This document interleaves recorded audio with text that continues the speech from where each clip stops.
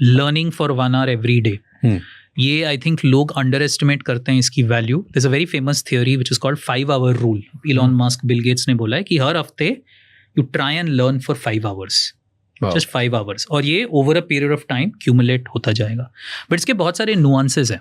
एक है कि लर्निंग आपको कहीं से भी मिल सकता है, किताब की ज़रूरत नहीं है. आप पॉडकास्ट देखिए, आप किताब पढ़िए, आप डॉक्यूमेंट्री देखिए, कहीं से भी लर्निंग हो सकती है. बट इसका सेकेंडरी नुआंस ये है कि you have to absorb it. अगर आप सिर्फ सुन रहे हैं और उसका कुछ कर नहीं रहे तो कोई फायदा नहीं है. So there is a theory which is called the cone of learning. Cone of learning.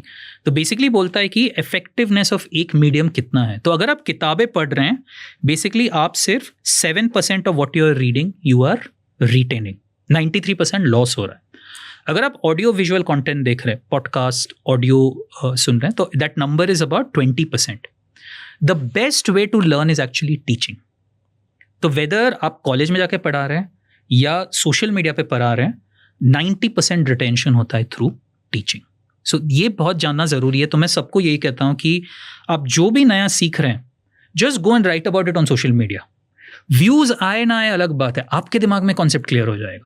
That is very very critical. The second thing which I do personally is मैं जो भी सीखता हूँ, I have a running notes sheet और मैं उसमें लिखता रहता हूँ. क्योंकि आप बहुत कुछ पढ़ रहे हैं बट याद नहीं रहता है. तो every 2-3 months I go through that running sheet once. कि जैसे 4 साल पुराने मैंने हार्वर्ड बिजनेस रिव्यू में कुछ पढ़ा होगा, उसमें 1-2 लाइन लिखा हुआ है, ये रिसर्च ये कहता है. तो जब भी मैं फ्लाइट में कभी कभी बैठता हूँ तो 2 घंटे I just go through those running notes. तो मेरा पूरा माइंड रिफ्रेश हो जाता है. I think it's a very simple technique, it's a very productive technique. तो मैं जो भी पढ़ता हूँ मैं कभी भूलता नहीं हूँ, just because of this technique. Every 3 months I go through those running notes again. तो ये मैं कहूँगा आप सिंपल एक नोटपैड लाइए, whatever you learn just keep writing. Every 6 months just go through it. Nice. You will always be top of understanding in terms of that. So this also comes from Japanese concept of Kaizen, which is improving 1% every day. So this principle of learning every day, I think people underestimate it, and it accumulates over a period of time. Do you know how I learn it?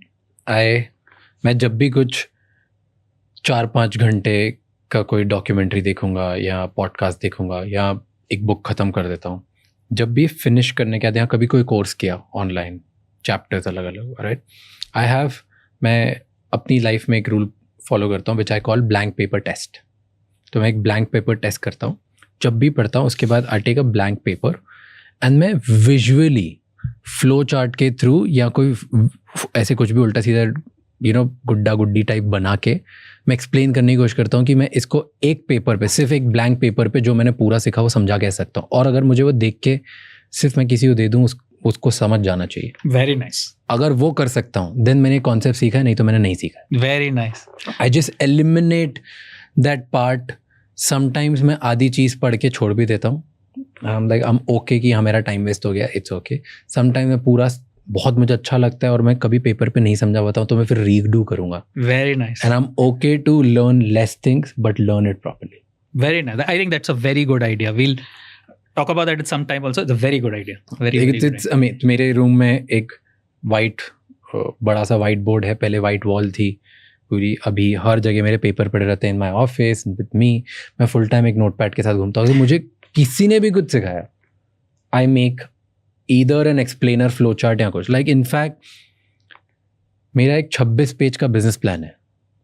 मैं उसको आपको शायद 2 minute में मैं आपको एक paper पे वो इतने से बना के पूरा समझा सकता हूँ.